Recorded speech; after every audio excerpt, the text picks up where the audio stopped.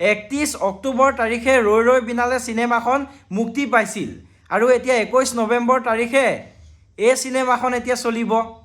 অসমীয়া cinema মই বেয়া নাপাওঁ, চলক, কিন্তু ৰৈ ৰৈ বিনালে চিনেমাখন এতিয়ালৈকে অসমৰ 70% মানুহে চাবই পৰা নাই।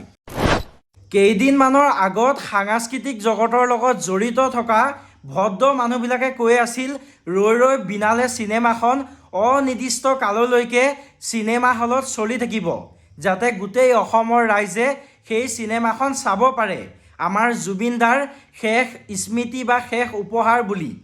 এতিয়া দেখোন সকলো উল্টাই হৈ গ'ল।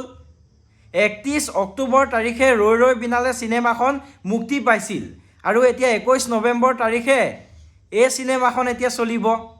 অসমীয়া চিনেমা মই বেয়া নাপাওঁ, চলক, কিন্তু ৰৈ ৰৈ বিনালে চিনেমাখন এতিয়ালৈকে অসমৰ 70% মানুহে চাবই পৰা নাই।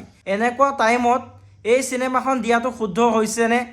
আৰু আপুনিয়ে কওক, যদি আপুনি এতিয়ালৈকে ৰৈ ৰৈ বিনালে চিনেমাখন চোৱা নাই, তেনেহ'লে 21 নৱেম্বৰৰ পাছত যদি চাবলৈ যায়, এইখন চিনেমা চাব নে ৰৈ ৰৈ বিনালে চিনেমাখন চাব? কমেণ্ট ছেকশ্যনত জনাবলৈ নাপাহৰিব।